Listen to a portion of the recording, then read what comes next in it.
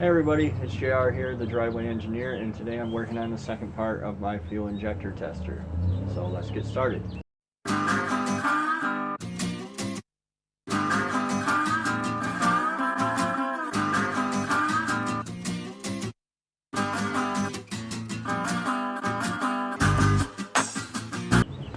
So first up, let's talk about what I have here. I have like 5 feet of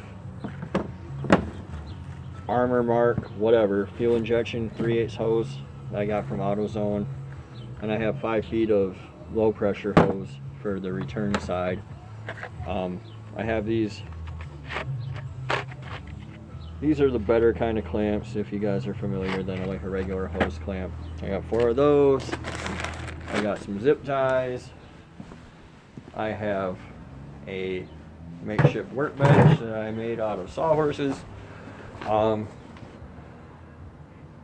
I have this little stand case deal that my lovely wife made for me,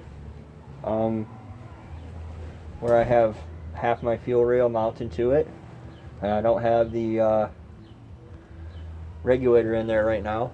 I have my Arduino out here, my relay bank, my power source for my Arduino. This is literally like a $5 fuel pump. It's the cheapest one I found on eBay. So yeah, and I have my wife's Toyota here for 12-volt power.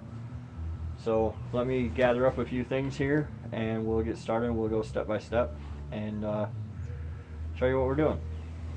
Okay, so first up I'm going to install my regulator, which this is a stock return style regulator for an LS engine.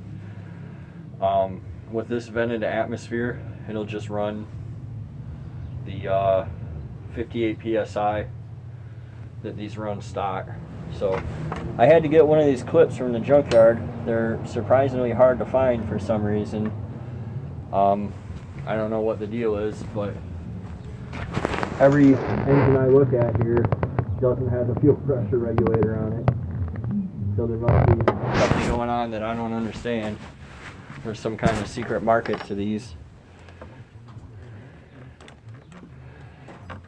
This might need a little bit of oil. Of course I don't have any. But I got this can of PB Blaster.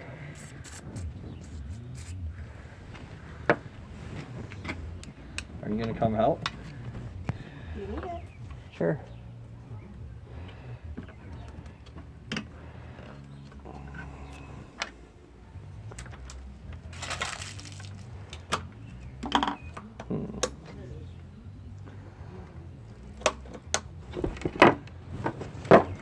Alright, so that's installed. So we'll have the regular 58 pounds of pressure. That's what these run at. Could you give me that hose over there, please? Which one? Both of them. These are my hoses. This one's high pressure side. This one's low pressure side.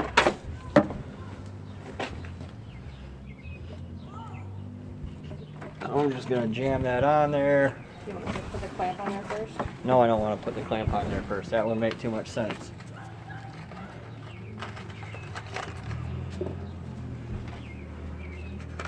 I don't have a screwdriver. I'll go get one.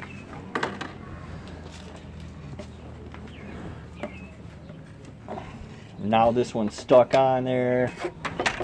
This is my wife's fault, because she didn't tell me to put the clamp on first ahead of time.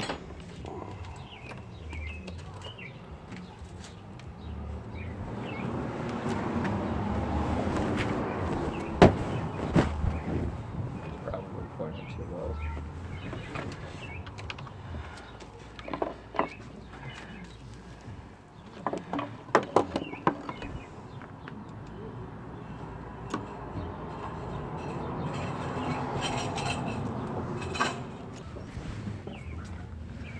Alright, so there's the hoses installed. First I'm going to test my fuel pump. Obviously you can do this in a nicer, more workmanlike fashion than I am if you want to. I just want to show you guys that this works for starters. I need another clamp, please. I want to show myself that it works, and then I'll go on to something a little more permanent. But really, like, how many injectors am I going to test anyway?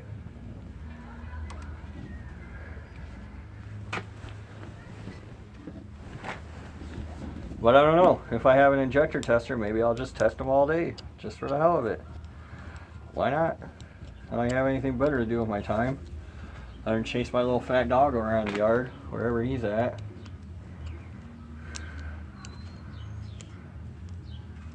So again, this is like literally the cheapest fuel pump on eBay. If I were doing this professionally, I'd use like a Walbro 255 or something that can feed a bunch of decapped injectors, because this isn't going to be able to keep up. It's not going to be able to handle the volume that these injectors put out. But for what I'm doing right now here today, this will be peachy keen.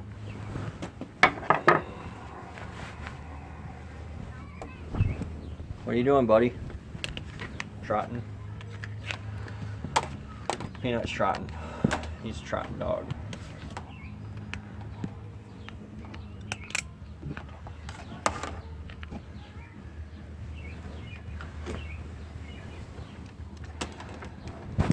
So I'm going to use the green wire for power and white for ground, because why not? It's as good a way as any to do it. Now what I found when I tried to use my I tried to use a 12 volt AC adapter. I thought that I was going to run everything on that, and it didn't work, because it wasn't put out nearly enough amps. So you can probably find a way to do it. The way that I think I'm going to do this, if I build a more permanent one, is I'm going to use like a golf cart battery, or an ATV battery or something like that, along with a pretty cheap charger, because I found that you have to use a 12 volt battery, because it's like a buffer or a cushion, if you will. Like the AC adapters and battery chargers are just way too spiky. So it winds up putting out a goofy signal and doing weird stuff with your fuel pump that you don't really want to do.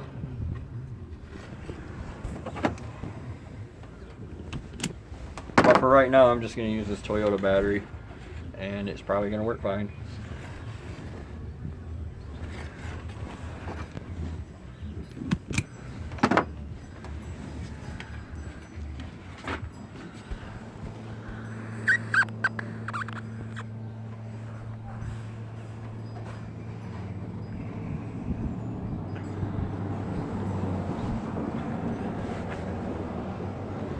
Could you get me like a pair of pliers or a 10mm wrench, please?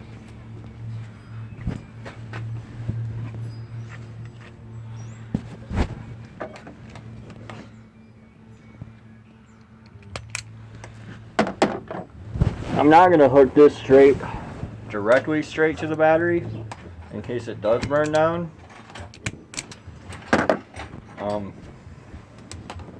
Like in a worst case scenario, I want to be able to have my wife get in a Toyota and drive away. So that's kind of what I'm thinking about here. I'll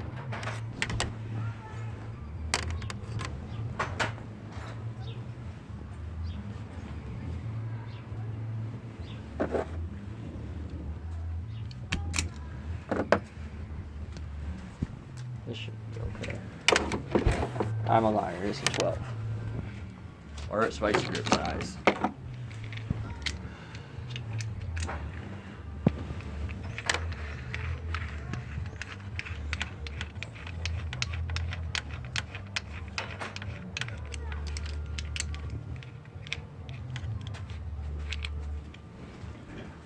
Thanks.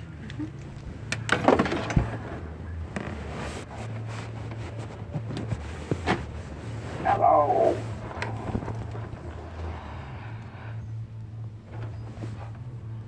My goodness. Where's that 10?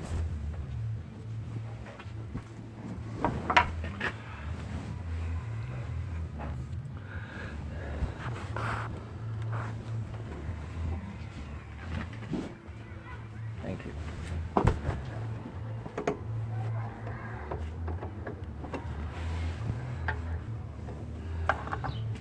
All right, so this is really not the way to do it, but I have this hooked straight, whoop, sparks.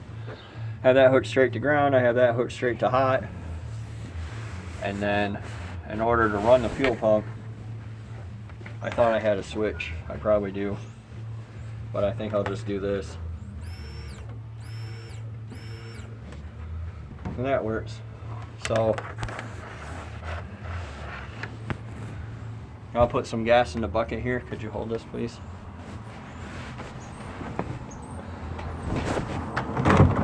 This is like pretty old gas that I bought last year that I use for my snowblower and lawnmower and crap like that. And then you just throw that all around the driveway and splash it all over top of your poorly wired fuel pump and just watch the safety happen.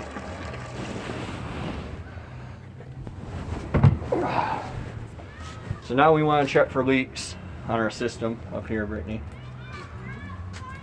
We want to see if that's going to spray fuel everywhere, which I think it will. Yep. Oh.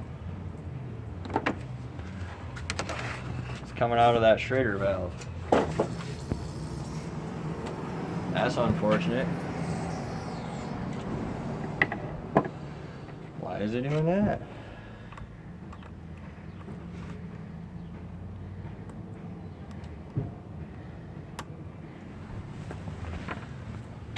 Maybe it had some crap in it.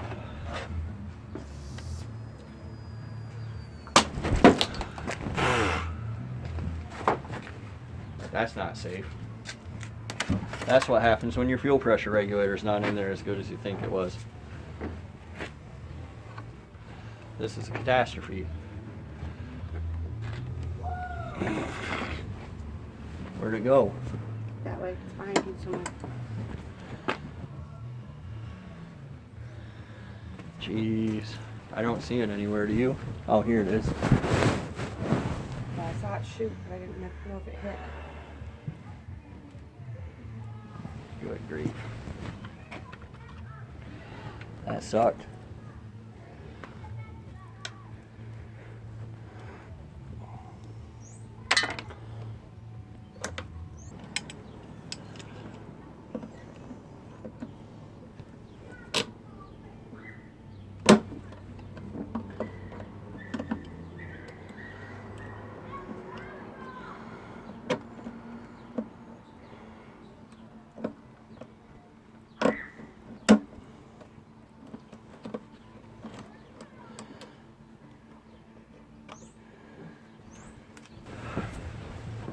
Alright, so if at first you don't succeed, try again, right?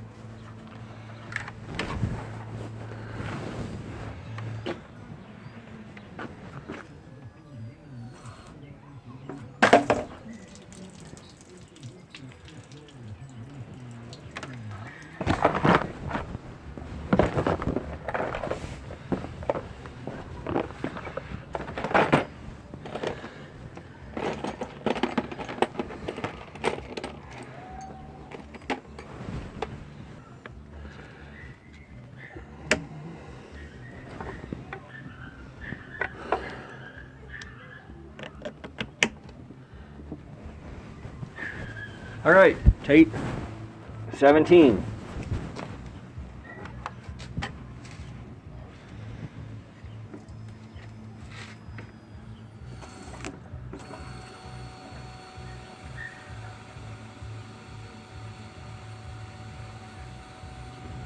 So now it all seems to be holding pressure.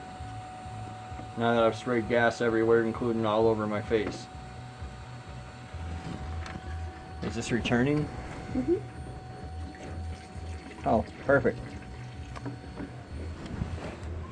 Alright, so now we can go on and wire up the Arduino.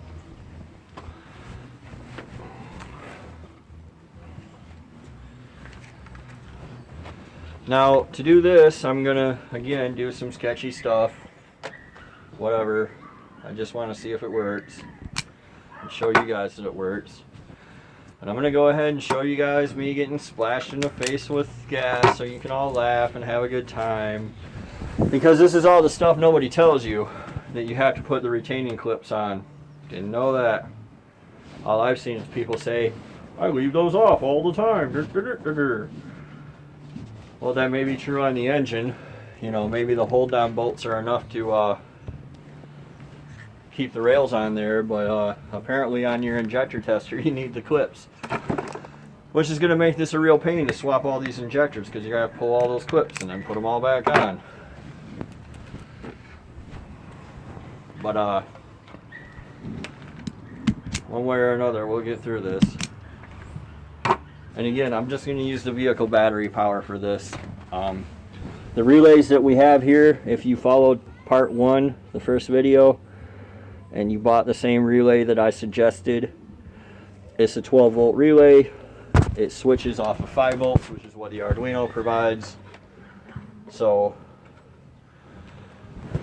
sticking this 12 volts to it, well, this 12 volt ground to it, isn't going to bother it at all.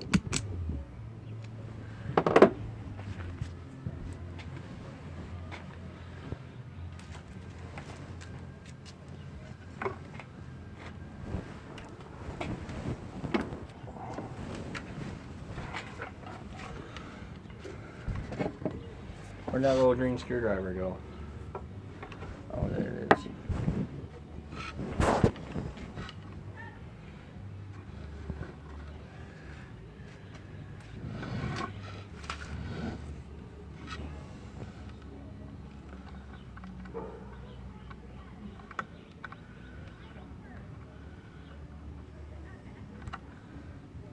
So using the exact same code that I posted before, and I'll post it again.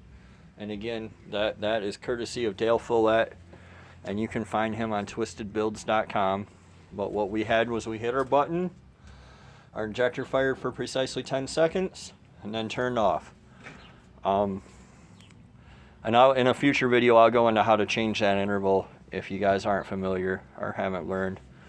And the way that I have this wired up here on the Arduino is my ground in is on the second pin. I'm using this first relay only, and my ground out, the thing that I'm switching, is on the last pin of this relay.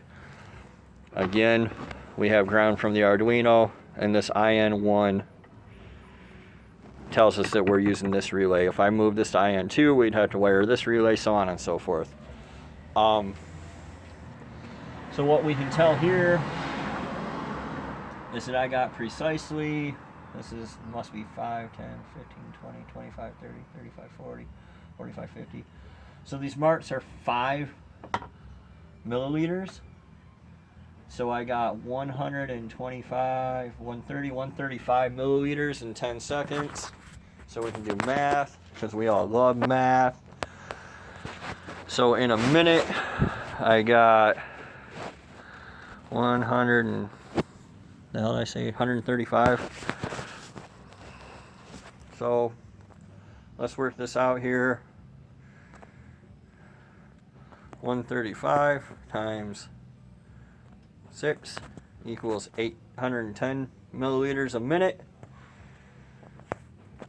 times 60 equals 48,600 milliliters an hour. And we can Google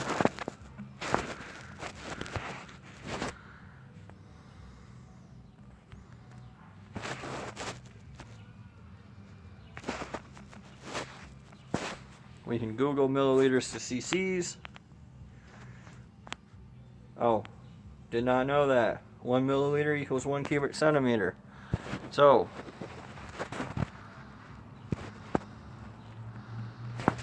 you can Google that. cc to pounds an hour.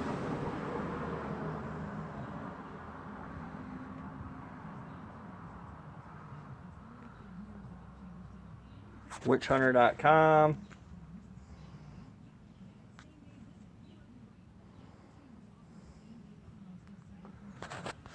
Let me see if I can get you in the shade here and show this a little more clearly. It's pretty bright out right now. Brittany, could you help me?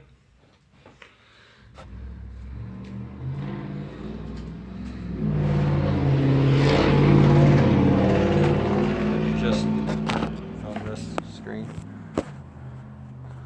So we can, well, witchhunter.com will let you do it cc a minute to pounds an hour. That's cool, but now I have to go back to my calculator.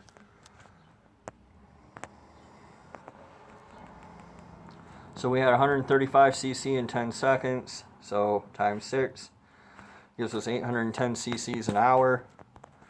So on Witchhunter, we can go 810, calculate 77.1 pounds an hour. Now we know how many pounds an hour our injectors are flowing, and that's the data that HP Tuners or EFI Live wants. And what I would do if I were you is, it's okay if you're on the camera, unless you didn't sign a waiver. You gotta sign a waiver. I was trying to get out of your way. So what I would do, what I'm going to do is make this more permanent and much better, obviously. But also what I'll do is I'll run each injector 3 times and then average that. That way I know if I have any outliers, and I'm going to put them, like I'm going to put this one in a bag. I'm going to run it 3 times. I'm going to run it through this calculator 3 times. I'm going to average that, and then I'm going to put it in a bag and I'm going to write on it what it flows. And I'm just going to keep doing that till I flow all the injectors I have. So all in, right now, I don't have a lot of money into this. That fuel hose is probably, well, the Arduino was like 35 bucks. The fuel hose is like $28. A fuel pump was like $5. I'll wind up putting a lot of money into the battery and the charger. That'll be like another 50 bucks. So you're probably gonna wind up with like $150 for a nice. Obviously, I'm missing a graduated cylinder. I looked. I don't know where the cats put it. Yeah, I don't know where that's at, but it doesn't really matter right now. This is proof of concept. It shows that this works. So, and actually what I can do, because I don't have the flow with this cheap little fuel pump, but it doesn't really matter, because I can just move this little plug down the line. We can show this all again. Could you hold this for me?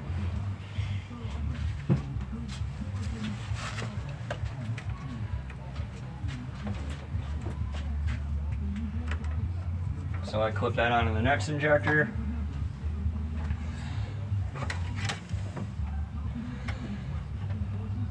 Give her the power. There goes the fuel pump. Yes, my return is leaking slightly.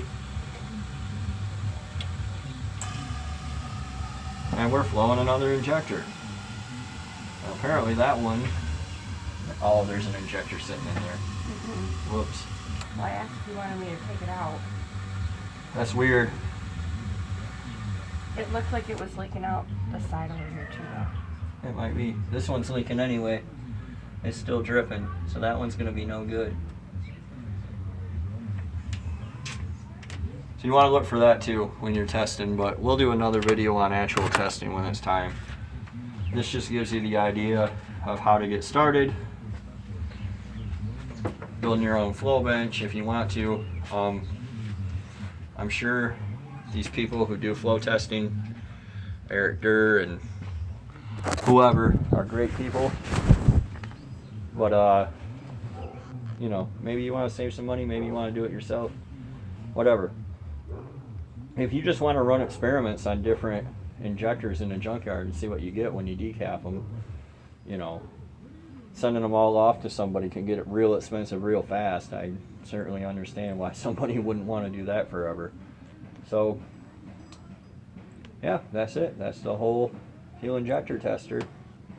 It's really all you need is a Chevy truck fuel rail, the wiring harness to go with it, the fuel pressure regulator so that you know exactly what pressure you're testing at, and some hose and a safety bucket full of old gas, and you're good to go. So until next time, this is JR, the driveway engineer, and thanks for watching.